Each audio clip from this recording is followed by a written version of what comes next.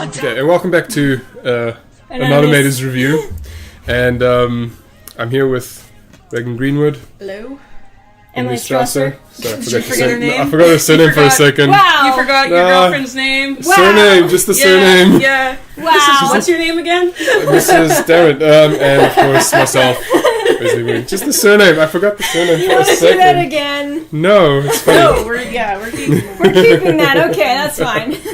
Why not just keep the embarrassment up for me? It was an accident. You always seem to do that when I'm on here. Yeah. Recording too. So when suddenly Reagan's in the same room and you just forget things. I just forget names in general. Like I just have that effect on people. I'm so threatening and scary in my owl sweater today. Well, those big owl eyes. Anyway, we're going to talk about Big Hero 6. Woo! Which we saw a few weeks ago. Because I was delaying this episode for whatever reason. So, let's just start off with first opinions. Start with you, Emily. I thought it was a lot of fun. Like, nice. I found it to be a nice balance of action and humor. Maybe the action could have been spread out because it was kind of like no action, all the action! Mm-hmm.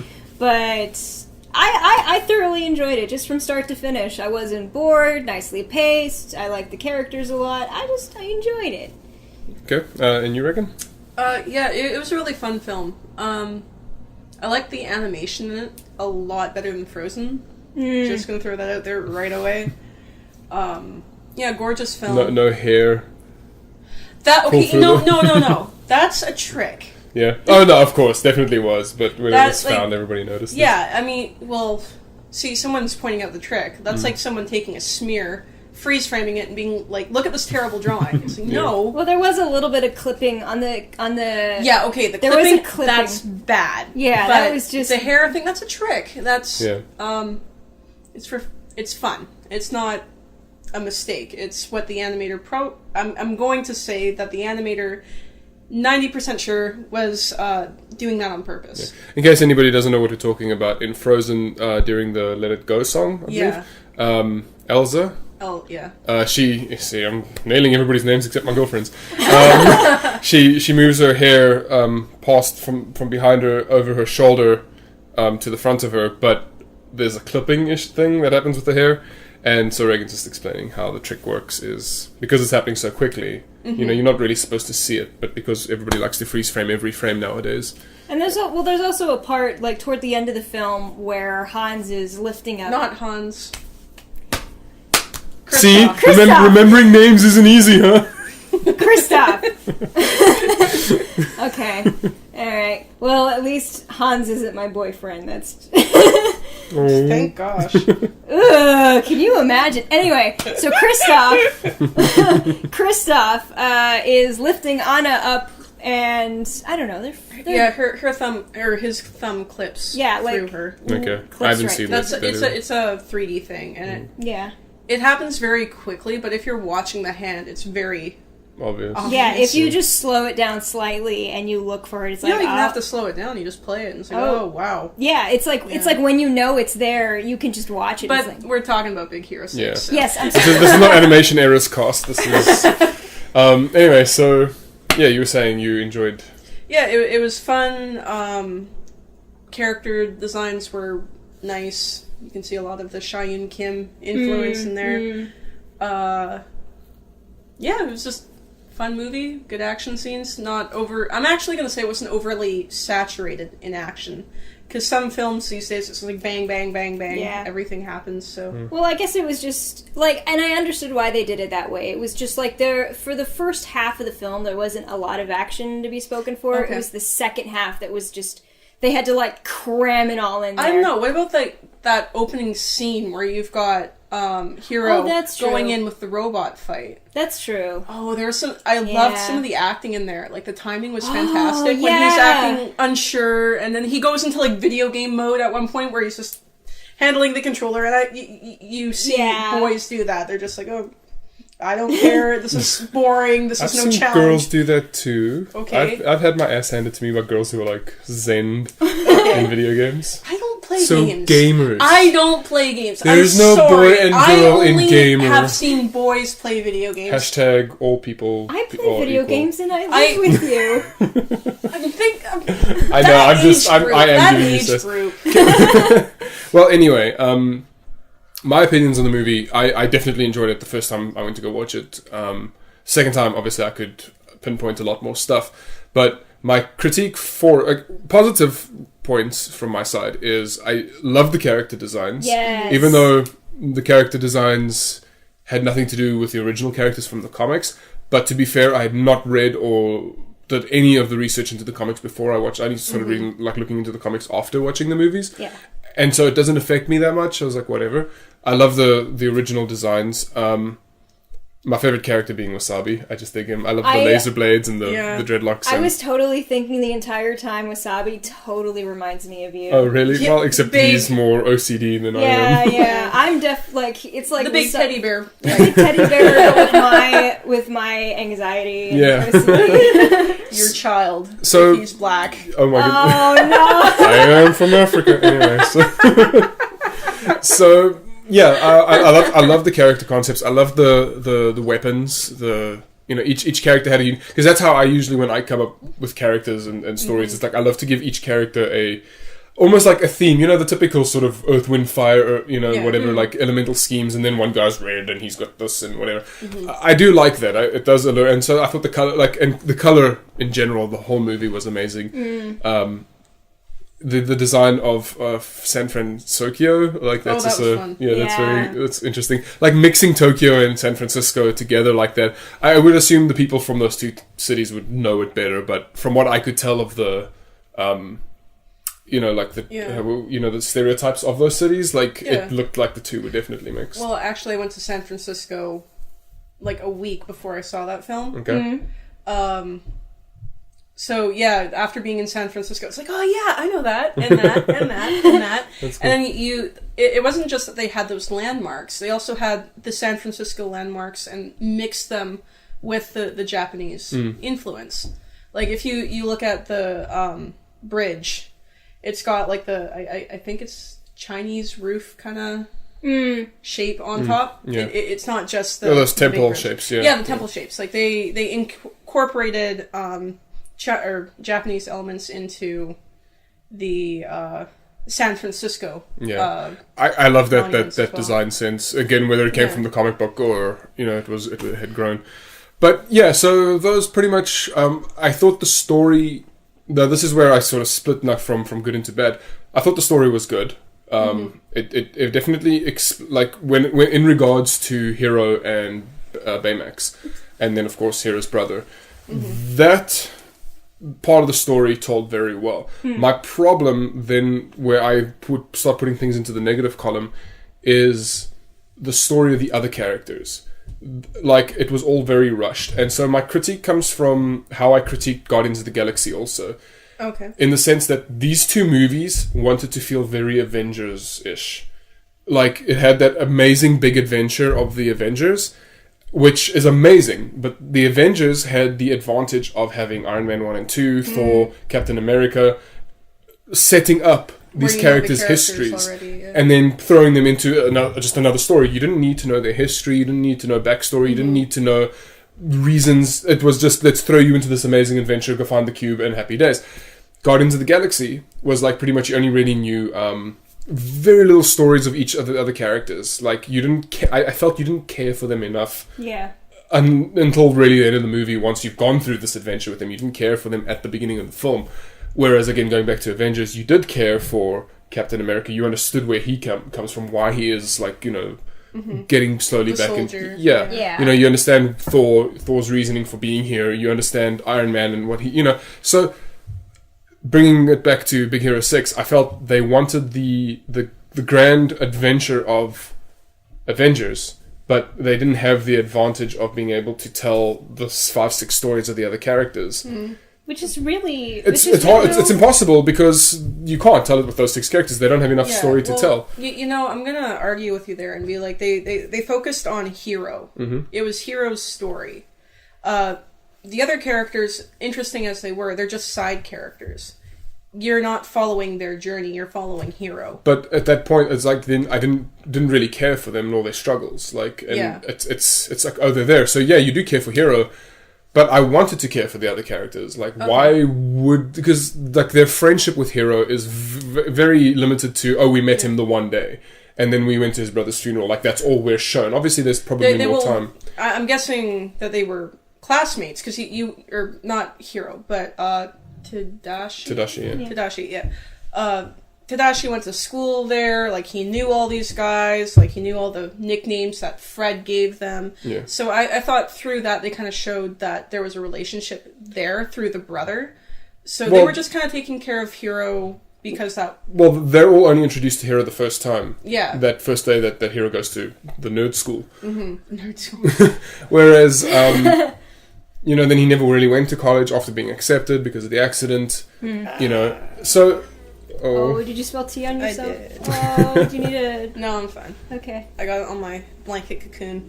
Okay. So, that's my only real critique about it when it comes to the story mode. Okay.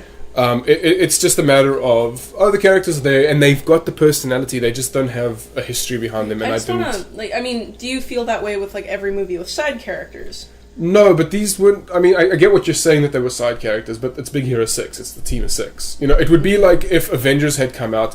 Like, what was nice about Avengers is they still managed to tell a little bit of a story with the Hulk, even though the Hulk didn't really have a movie beforehand that tied in with this particular story. I mean, there were 2 Hulk movies, but they were all awful. Yeah. So, if Avengers had come out like it was, and it hadn't told, say, Thor and Captain America's story, so it came out straight after Iron Man 2...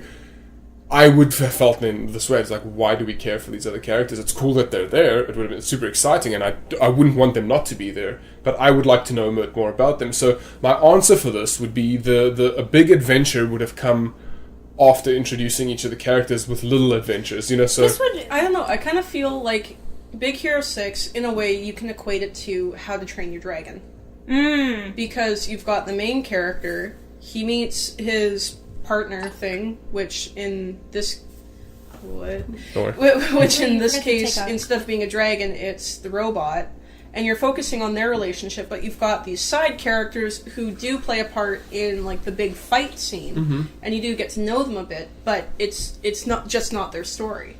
But they're not part of the main team. Like, I get what you're saying, like the How to Train Your Dragon characters, they all help together and they all form together, but they also do have, like, okay, I'm assuming we're talking about one, which I don't really remember too well, but there was always a little bit of a story with all of them.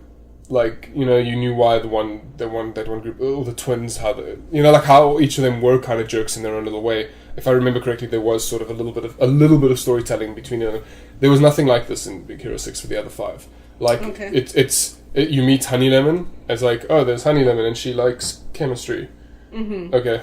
You know, and then there's like Go-Go. I kind of felt like How to Train Your Dragon one was kind of the same thing. It's Rough Nut and Tough Nut, they're... The twins, and they're always at odds with each other, but they get along at the same time in a weird way. I think, though, that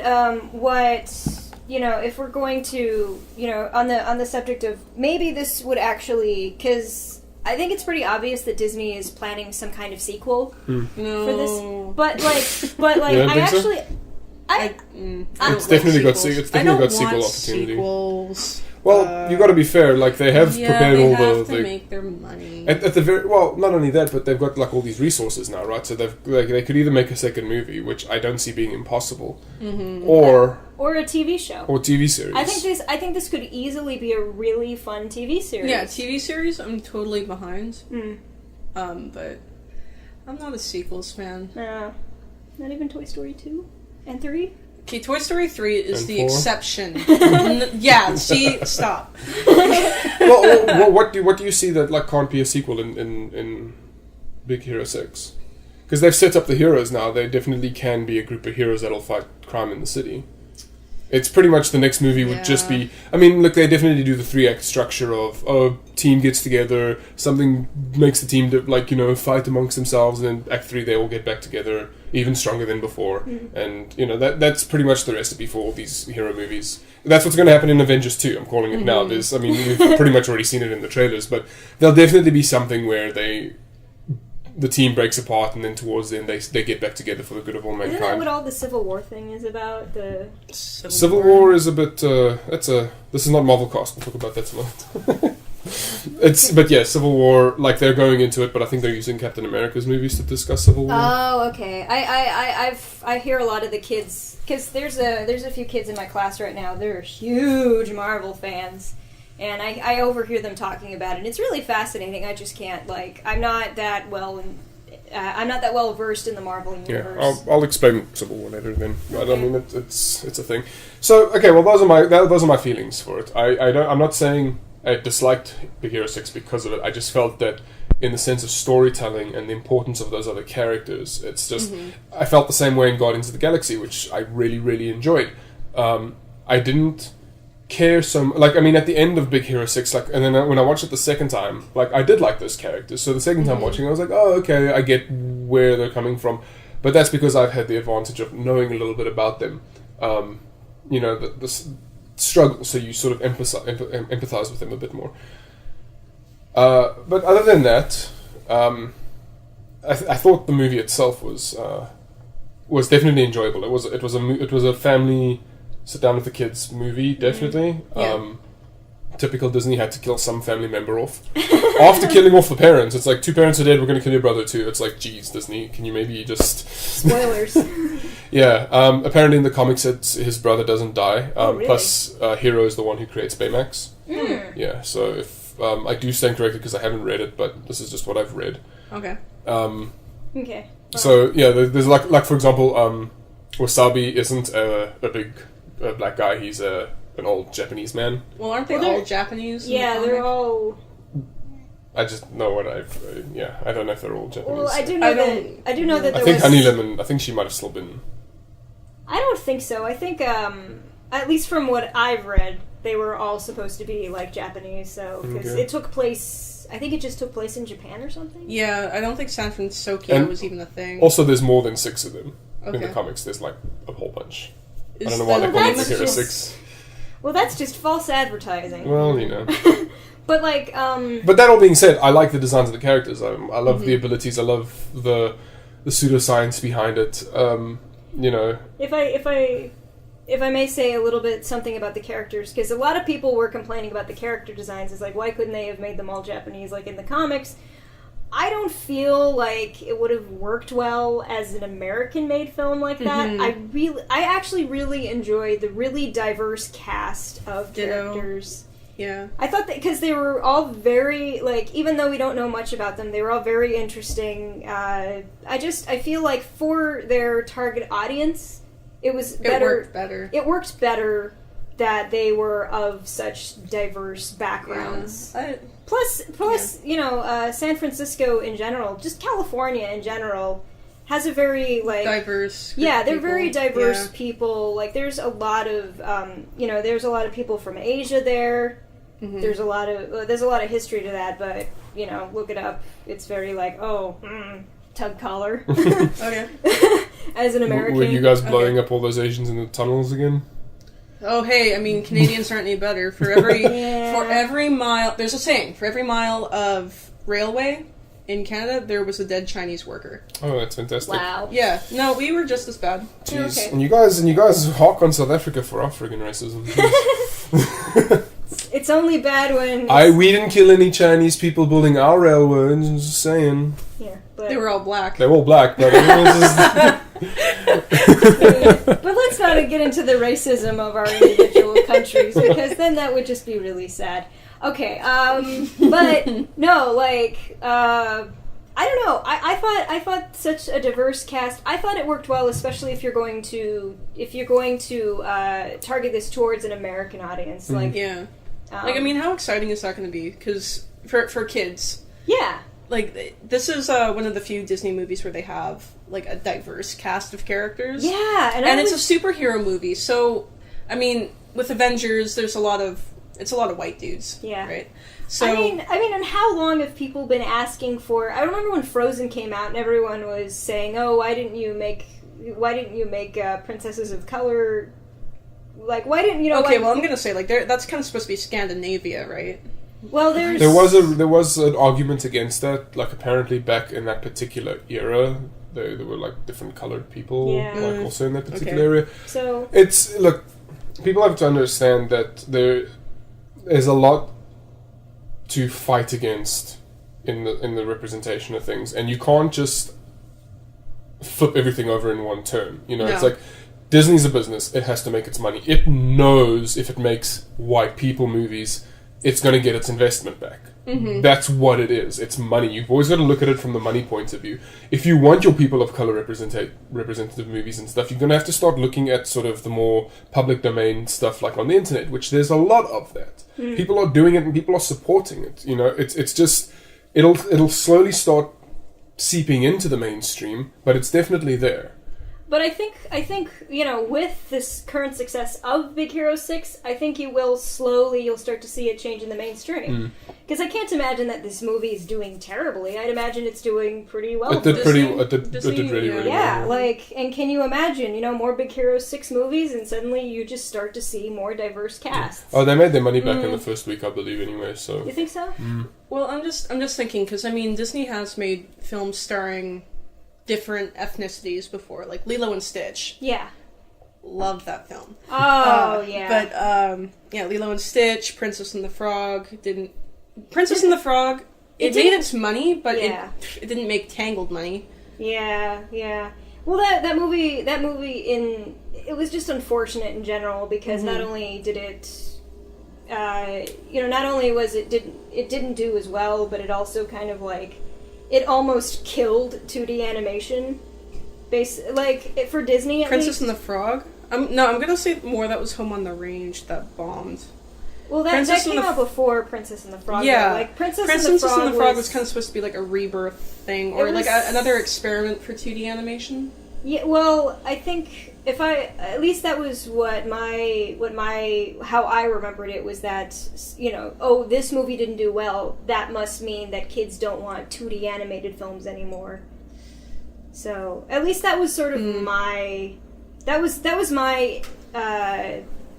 interpretation of the events. So, it was really unfortunate. It was just such a short budget, like a small budgeted film. So, really?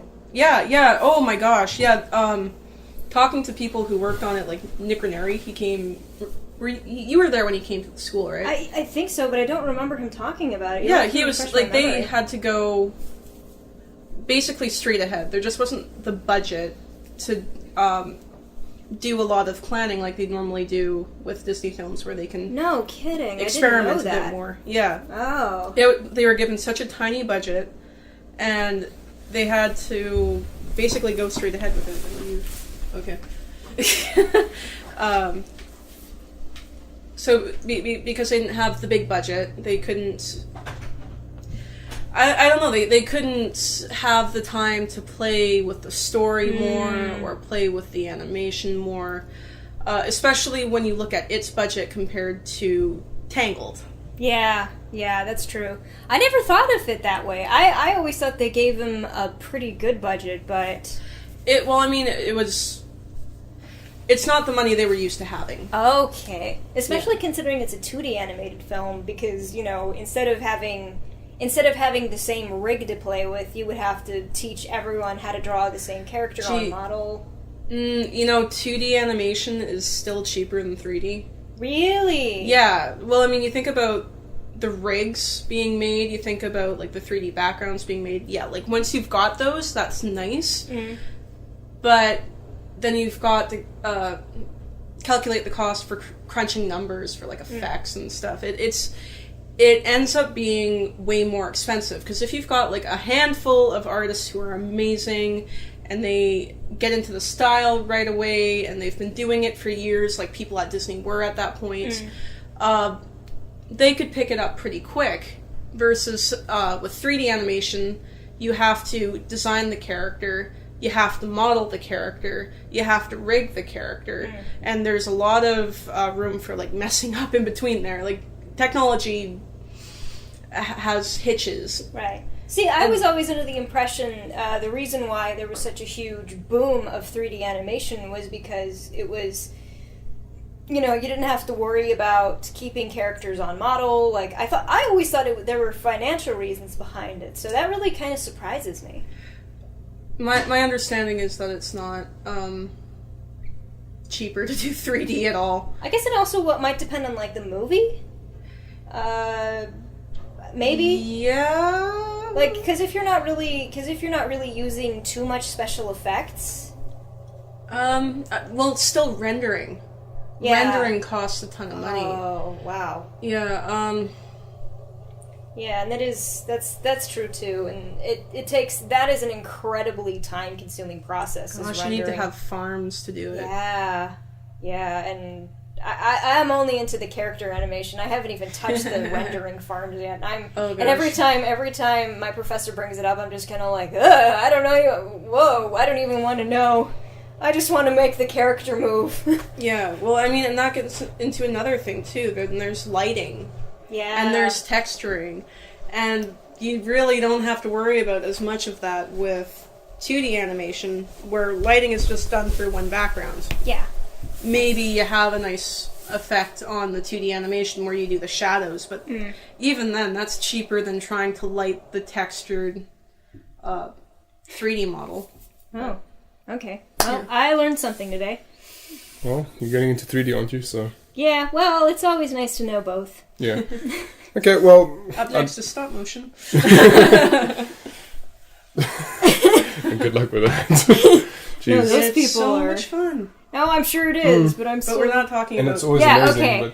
but... Back to... Well, Big Hero 6. Hero 6 is in 3D, so it still Yeah. qualifies. Okay. Okay, well, I don't know if you guys want to chop down the movie a bit, talk about scene by scene. So from here on out, it's definitely going to be, like, serious spoilers. But, I mean, really, it's the 2-week If you're doing mark. a review on Yeah, film, you can expect spoilers. Yeah. Okay, so movie starts off. I like this introduction of Hero, as you guys were mentioning earlier, how he comes off as like, oh, I want to, because he's in a robot fighting group, right? And they're like people are, I guess, it's kind of like coming off as dogfights or cockfighting, where it's people destroying each other's robots. And I guess the reason why it's illegal, I'm guessing, is maybe from the original... Gambling is what it seemed to be. Like, what Hero says, you're allowed to fight bots, but it's illegal to make bets on bots. Okay, yeah, that would make sense. Because I was thinking maybe like AI had reached a certain point, but I guess not then. Yeah, okay, so... Yeah, how Hero is portrayed there, where he's like uncertain and he's giving these crumpled notes and, let me bet here. Oh, sorry, bills, not notes. And then he would... the second time around, it's like, oh, can we try again? And he has like this perfectly rolled up wad of cash, that was like, and he was all of a sudden very cocky. That was like the first hint, and it's like, okay. Yeah. And then obviously completely kicking his, hustling his opponent. So that was done really, really well. It was beautiful. Yeah. I mean, even just how that robot moved. His robot. Oh, yeah, the whole... It was so... cool. Yeah. So the choreography for well, it was just also the design of the robot, the way like parts were being like removed and then used against the bigger robot. Like the small robot would twist pieces off, but the pieces were there. It wasn't just like, oh, here's a design. It was, oh, I'm going to pull out the arm, and then the arm definitely bends that way because that's how it would need to bend and to be attached to the robot, and then use those parts against it or something. So that was very well thought out. Very similar to how Transformers, like. The car, the size of the car is definitely the size of the robot. It's all shaped correctly.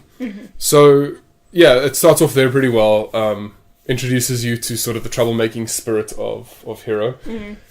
Find his brother, who also something I love. The introduction is like, "Are you okay? Are you hurt? No." And then he starts, "What are you doing?" And he starts hitting his brother. Very, very much sibling rivalry. If you're an older sibling, you can relate to that. Yeah, pretty dang well. It's like you just want your sibling to understand. What are you doing? Well, I think Regan and I were both the oldest, so in our family. I have a younger sister.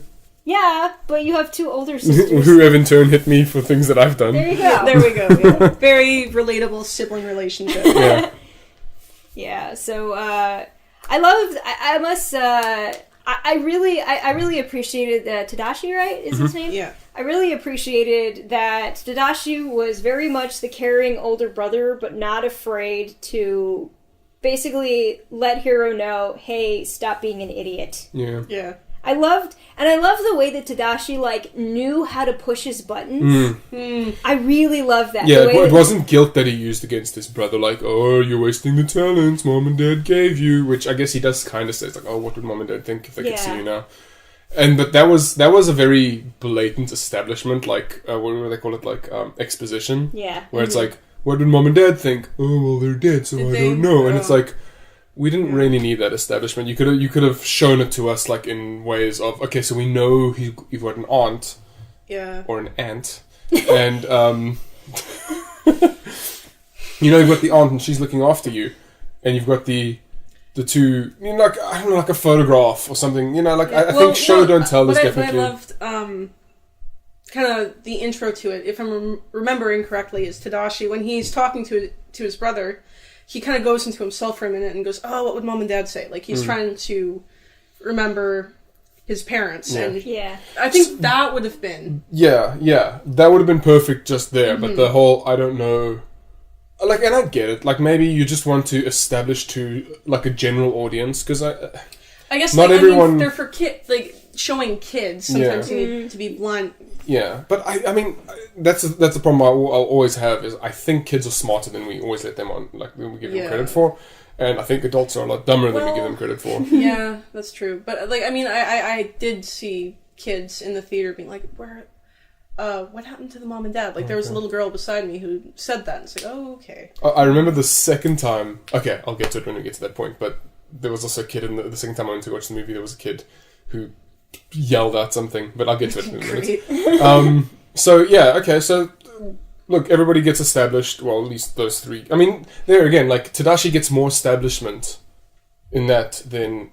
all the other characters. That's true. It's like you already... But I mean, fine, maybe it's vicariously through Hiro, but he still has more. It's like, I care more. I mean, obviously we were sad for what happens. Yeah. But it's like, it's definitely there. So, yeah, as you were saying, so his brother pushes the buttons in the right way, where it's like, well, I just gotta go pick up something at school. Don't worry about it. We'll go to the next robot fight. And so he introduces Hiro to the rest of the cast. And, they're, like, showing all these amazing science things that, like, Hiro's, like, really, really hardcore into. And then the teacher, whose name I don't remember now, the teacher who established the school. Yeah. Somebody get a smartphone. I've got one here. I don't have one. Well... You keep talking, I got this. Yeah, so the teacher, is like, oh, you're into robot fighting. Oh, that's really good. That's great if you want to make an easy living. Yeah. But if you want to just do easy things, then the school is not for you, because we only do hard things. Yeah. And it's like, that was to me like a great way, because I think his brother obviously knew that was going to be said. It's like, oh, look at all these amazing things that you won't be able to do because you don't want to come to nerd school. Yeah. So it was a perfect way. It was much better than the because what I was sort of scared of while it was starting off was, because I knew the brother was going to die. Yeah, it was. I knew it. I was like 5 minutes. Oh, Callahan, that's correct. 5 minutes in, it's like, that guy. Yeah, he's important. He's dead. Yeah, so like, when I saw the relationship between the brother, and I'm like, okay, well, the only way the story's going to push forward is if this brother gets hurt or captured or whatever in some way. So I saw that happening. Not necessarily the death, but I did see a whole... I mean, I was telling you in the movie house, like, I hope I wasn't ruining the movie, because I watched the first time with Emily, and so I was calling a lot of things. There's definitely a lot of sort of obvious things that came through with the movie. Okay. Which as we get to it, we'll talk about it, but yeah, like, I had a feeling something bad was going to happen to the brother. And, but yeah, anyway, so this is also where we were first introduced to Baymax, who is like so... I don't want to use this word so lightly, but like, he's very autistic in his, you know what I mean? Like, he's very difficult to convey. It's just like, he's a robot. Yeah, right, but that's what I mean. It's like this very sort of, okay, but as the movie progresses, the robot develops some humanity, right? Because you learn, even though his voice and tone doesn't change, he's definitely learned to be, I don't want to say lovable, more but expressive. But it's still that monotone expression. It's like, this will make me a better healthcare professional, and then it's like, and then that fist bump thing. It's like, it's just perfect. Like, sort of it's become that's his character. He doesn't have to be hardcore emotive or whatever. It's that's Baymax, and it's established from the get-go. So that's how you meet Baymax. Yeah. I call him Squishy Baby. Squishy Baby.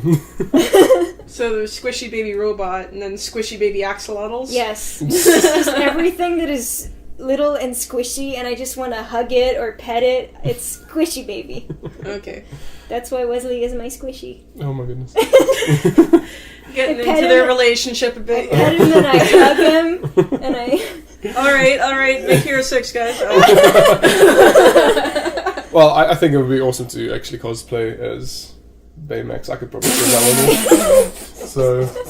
I want to do it. I will be Hero and you will be Baymax. Oh no. And you can even attach yourself to my back. And oh no. Yes! Are you going to just paint yourself completely white? no, I'll wear his armor, I guess, would be probably the best. Paint your face white? Yeah, I don't know. We'll figure something out. So, okay. And this show is very toyetic. Like, I want toys of all these characters, but I want Disney Infinity toys of them. Oh, yeah. You know, the Baymax and if I could get Wasabi, that would be awesome. And then maybe Tamago. Like, I think those are... Tamago. Yeah, like, I think those are my... Like, I don't usually like that female character, like how Gogo Tamago was presented. I don't usually... because it's the antithesis of sort of... Like, she is the exact opposite of how girls are, quote-unquote, supposed to act. And I don't... Okay. I like that just as much as... I dislike that as much as I dislike the how girls are supposed to act character. Because to me it's like, okay, this is how girls are supposed to act, let's just flip it around. There's an easy character. It's like, that's how it always comes off to me. But I did like her... I think what fixes it for me in her regard is... I just liked her ability. And the fact that she gotta go fast. So, you know, it's I like that. That was a thing to me. I liked Wasabi the most because I do like sort of the big defensive type characters too, and he was because he was like in his sense of his OCD. Didn't see much of him. Yeah, I would have liked to have seen more, but like even in his OCD-ness, it was just pretty much like, oh, he likes things neat and tidy and he likes to follow the rules. There's nothing wrong with that. His power kind of confused me though, like. That's what he chose. It's like, I'm gonna cut things up. I would have thought like he would have used it more defensively because, you know... But I guess they needed to go back to sort of the comic book's origin. And it does make more sense as an offensive weapon. Mm-hmm. You know, very Wolverine-ish, like claws just cut through things. Mm. I liked him the most because even though, as I said, he had the OCD, he... was still very funny. He wasn't, you know, it wasn't like he was drawn back or anything. He still went out and did stuff. It wasn't like, you know, a clean freak or somebody who didn't want to go out and do stuff. He had his quirks, comfort zone. I don't want to say his comfort zone, but he had his pattern and his he liked his things just so. Yeah, and I can relate to that because it's definitely I'm not necessarily the tidiest person, but I definitely like to have things where I want to put them. Yeah. And when he interferes with it, it's like, oh, you know, it's like, you know. Yeah. So that's my reason behind him. I don't know who your favorite characters are in particular. It's really hard to say because I'm not so crazy about her accent, but I loved Honey Lemon, just her very bubbly, excited, like just always excited and always like, yeah, everything, yeah, and she's just really cute. I loved her little purse with all the chemistry stuff in it, and she just pokes a bunch of elements and it comes out with a ball with that power. It's like, wow, that's really cool. That's a really cool concept. Yeah, because I mean, she'd have to mix each and every time she needed like a particular bomb. It was, and so the idea would be like, oh, I need a freeze bomb. You know, very like not Green Arrow, Hawkeye. Like he does that thing with he's got like a thing attached to his quiver where he presses buttons and then like he memorizes it off by heart and then like he knows exactly which one will do. Like so he's got the net arrow and the ice arrow and the whatever. I also loved Fred.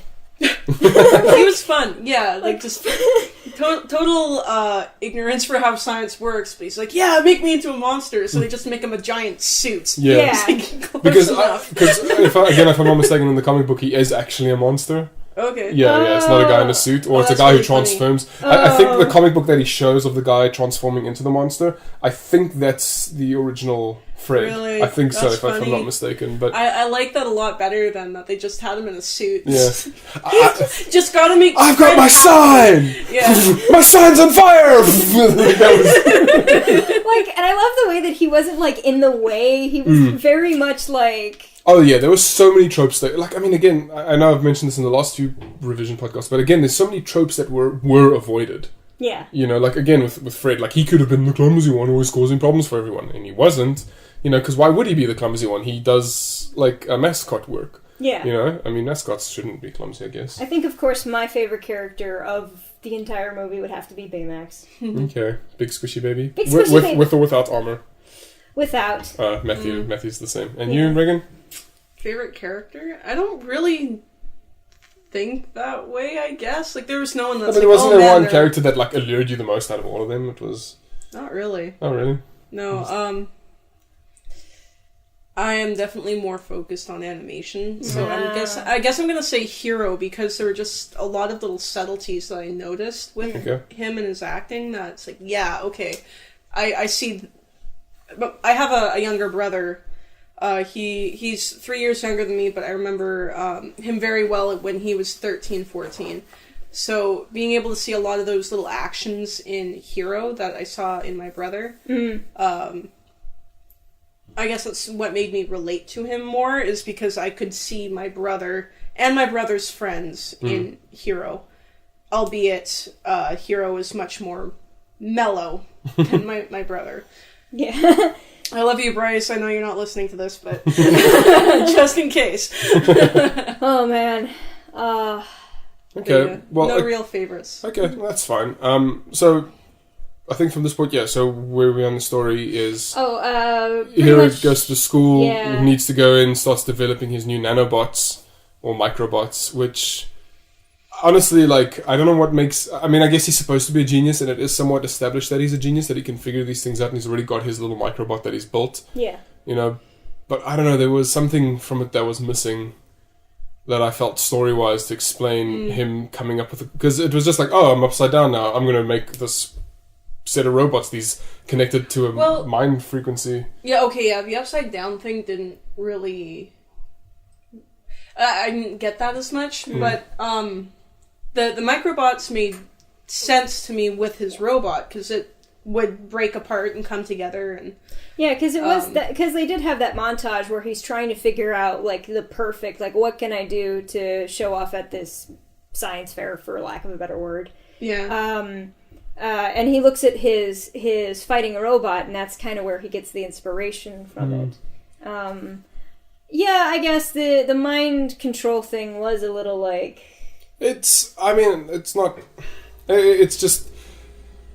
This is where I get, like, sort of very pedantic over the science of it. It's just like... Because the thing is, it's like, when you do complex science like that, it's not one person, but a bunch of people who know different little things. Like, with the computer, for example, no one person knows all he was building on previously made technology. Yeah, so, like, was the technology for the... What I really liked about that, though, about the technology that he was building off of, it was the professor's technology that he was using. Oh. He used the professor's technology for his robot. Just like that little shape, apparently, the professor did, because they established that when they meet, when he gets to meet the professor and shows him his robot. And then later, he uses, when he has the microbots, it's the villain who is actually the professor who uses that. So it's... There is the sharing of technology there, where it was previously developed that he just kind of repurposed. Yeah. If anything, what he made was... I just realized something. Now that you say that, it's funny, because obviously the professor, when he created the microbots, I don't think he was creating it for offensive purposes, but Hero creates it for offensive purposes, then modifies it for productive purposes, which the professor then uses for nefarious purposes. That's actually quite the switch up, because that was another thing I really, really liked, which is jumping a little bit ahead in the movie, but where Baymax gets his healthcare card removed and only the kung fu card remains, and so he stops being a healthcare professional, and that whole sequence, like, where the card gets removed and then Hero says kill, like, then Baymax just goes Berserk. Basically. Not really, I mean, he's still kind of in control, but he's like now just unstoppable. He's not, he's a robot now. Yeah, he really is a robot. He loses the humanity there. Yeah, and so, like, him fighting, trying to kill the professor, like, just breaking through things, you just see, like, those red eyes, like, the effects there were very, very good. And then the rest of the hero team, like the other 4 heroes, Wasabi, Tamago, Honey Lemon, and Fred, all trying to stop him and failing, like them just really trying. That pressure, that intensity of that sequence was amazing to me because it was like, we don't want to kill this guy, we just want to stop him. You want to kill him, and we're trying to stop you, and we can't. And it's like it's hard, it's like it's crazy. So and then they were also trying to not damage Baymax. Yeah. Yeah, it was like we're just trying to stop a friend, I guess, from causing an unforgivable sin, basically. Yeah. And that was done, I think, really, really well, and sort of that fear in their eyes afterwards, like they were still sort of like, geez, because even though I think that also shows how they treated him like a human or like a friend. Because if he was just a robot, it's like, oh, we got the card back in, now he's just a robot again, there's no need to fear him. They actually had that fear in their eyes where they're like, Is it okay? Are you okay now? You're not going to try, and it's like, geez, Yeah. So, yeah, that sequence. So the whole, I think there's a lot of that, actually, in the movie, where there's using what could be used for good, turning it bad, like turning it evil. That part kind of broke my heart a little bit, because I remember being 14, and I also had something very tragic happen to me, as I've explained to you many times. I've also had something very tragic happen to me, and at 14, like, not only do you have to deal with all of these hormones just invading your brain and making growing up. Yeah, just making you absolutely, because let's face it, at 14, you're an idiot, and 13 and 14 are the worst years. Yeah, dude, and to have something really life-changing happen to you at that age, like... Yeah. I remember the feelings of being 14 and having to deal with my issues, and just, like, I wanted to do stuff. Like, I just wanted to do angry things. I wanted to hit things, and I was angry and just sad and just all of these emotions. But because I'm between that age of being a child, where I can't throw I'm too old to throw a temper tantrum over it. But you're not old enough to make, an adult decision. I'm not or adult actions. Like, I'm not experienced enough to translate my emotions in healthy ways or in healthy doses. Or have the power to. Yeah. Like, I mean, I think about, like, how I deal with anger a lot now. Like, I leave. I go somewhere, or I get away. Yeah. And when you're 14, it's like, no, you got your curfew. You can't disappear for a night. So. And considering the fact that Hiro had these advantages in which he could carry out his revenge against his brother's death, like, because it's revealed pretty early on in the movie that, well, like halfway through the movie, that the professor is actually the villain. Because originally, which I called.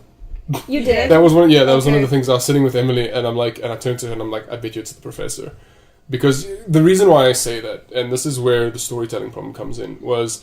They kept on pushing it to the other guy, the corporate guy, but to the point where it was like, oh, it's him, look, everybody, it's him. And I'm like, it's not him. And there's only one other person it could have been. Okay, yeah, like, I got the fact that it probably wasn't him, but it did take me by surprise that it was the professor, honestly. It's just, like, when they got to the island, I whispered in Emily's ear, I'm like, I have a feeling it's the professor. Yeah. So it was... It's...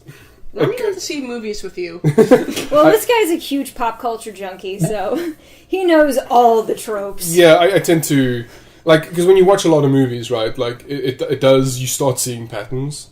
Like, okay. I couldn't write a book on it because I don't think I got the brain for it, but I do see the patterns. It's like, like these math formulas just forming ahead of me, and I'm like, I see the spiral, and now it's over there. Like, it's like, I don't know, it happens a lot. Like, I've been doing it for years, and I don't usually whisper it, but, like, I wanted to be wrong, so I whispered, oh, I bet it's the professor, to Emily, and in hopes that I would be wrong, but it turned out to be. But it wasn't a spoiler. You didn't feel spoiled, did you? Like, no, not really. Yeah, because like, you still weren't expecting it, I don't think. Like, I wasn't. No, not really. Like, it was like when you said it, suddenly it all clicked, and I'm like, oh, it's kind of like one of those things that's only obvious when you say it. You know, it's... Dang it, Wesley. No, it's... I won't do it to you, Regan. I won't do it to you anymore. Oh. I'll hit you. I'll write it down. I'll be like 12:24. This is what I predict. And then when the movie happens, I'll show it, and then I'll be like, "Look, I was right." Because you can easily say, "Oh, that's what I thought was going to happen." I've done that with a lot of movies where I'm like, "Oh, I bet you this was going to. I knew this was going to happen," and my friends are like, "Why didn't you tell us?" I'm like, "Because it would have ruined the movie for you or whatever." Your friends actually ask why. Yeah, sometimes they'll be like, "Well, why did you tell us?" I'm like, some people like spoilers. Yeah. Don't take me out of the film when I'm watching the movie. Don't Yeah, take no, me out of the. I usually don't. It was honestly the first time in a long time that I just You were whispered. flirting with your girlfriend. I wanted to give her a smooch, and she was like, "No," and I'm like, There "Well, we go. fine, I'm going to ruin the movie for you." Well, You hear that, ladies? You better put out all movies will be ruined for you. Hashtag all woman. I'm gonna hit you. No! Hashtag I'm joking. Anyway, yeah, okay, so yeah, you were saying that during the whole fight scene. yeah, it was like almost like after the midpoint through the movie, they figure out, okay, oh, it's the professor who's wearing the, what's the mask called? Kabuki. Kabuki, thank you. The Kabuki mask, and he's the one that's actually controlling the little microbots. And so that's how Hero's like, oh, now this man who My brother died for. Yeah. Yeah, well, there was definitely that where Hero's like, my brother died to save you, and then I think where the trigger was when the professor back said, that's his mistake. Yeah. And instead of saying, like, and I'm sorry for your loss, like, but, like, I need to get my revenge or whatever, like, it was well, he fucked up. You know, it's like, that's not, it's like, the guy sacrificed his life to try and save you, and you are completely ungrateful. Yeah. Like, I think that would upset anybody in any regard. Yeah. And I think what was really nice for me, at least in terms of the villain in the movie, was the fact that the professor was also attempting to get revenge. And I think that was in the same way. There was parallels between the hero and the villain. Yeah, I thought that was a really nice. I thought that was a really nice thing to add in terms of the story. Basically, Hero could have become that. Yeah. And he very nearly did. Yeah. Yeah. He got really close, especially when he took out Baymax's care card. Which is funny because that's what the Vancouver care card. Yeah. Canadian, get your Canadian care card. And if you don't have it, you go angry. Healthcare. Well, I think we should also talk a little bit about like really introducing Baymax to the world. Because, okay, firstly, when Baymax is first introduced, like, Hero says, ow, Baymax appears, and then, waddles up to him, heals him, and then goes back to his thing, back to his charging bay. The second time, obviously, all of Hero's stuff Tadashi's stuff is in his room after his death, and when Hero hurts himself in his bedroom, and then Baymax appears, how Baymax tries to sort of waddle out of that small cramped space where he's behind Tadashi's bed. Yeah. And so he like stands up and then and he looks down and he scans the room and then he like shuffles a bit and he's like scans the room. Like just that anticipation of everything. It was done really, really well. Yeah. And very comedic, but it was obvious like, okay, this character doesn't know how to move in this world. Yeah. He's still very new. That's why I love Baymax, because I gotta say, in terms of... He's innocent? He's a robot. Well, like, he moves like a robot. Like, I don't know if you've ever watched, like, how he does his... Yeah. It's, like, open, close. It's not like, woo! Like, the way... that you can't convey that in radio. Yeah. It's not the fingers wiggling. It's, he opens his hand and he closes it. He twists his wrist, opens his hand, closes it. Yeah. And just repeats that. It's a very robotic motion. But it's charming, too. Yeah, but in terms of, like... Because he's kind of supposed to be the mascot character, excluding Fred, who is literally the mascot. But that's, like, I don't like Olaf from Frozen. I can't love him. He's so annoying. I'm sorry. I don't like Olaf. And I just... No matter how many... No, I like that. I can't love him. I refuse. But what about his little song about being snow in hot summer? Okay, that was a clever I song. like that song. Like I that did. song. It's like, hot and cold are both so intense. Put them together, it Just makes sense. Yeah. But like, no, okay, so I really, the little movements that Baymax had, especially in terms of animation, I attempted to draw Baymax recently, and I realized he's always in the same pose, but like not because, because he's obviously a robot. Have you seen the concept art for him? No? Where it actually shows what his skeleton is underneath, like oh yeah, under the balloon. It's brilliant because it works. It looks like it works. It's convincing. It's very convincing. Apparently, that was going to be. I think it was my professor who was saying that was going to be the original design, where he was going to be much more transparent, and you saw the interior of him. But they decided that was too creepy, so they made him more opaque. And they did at least show a part. There's a part where they explain it in the movie too. Yeah.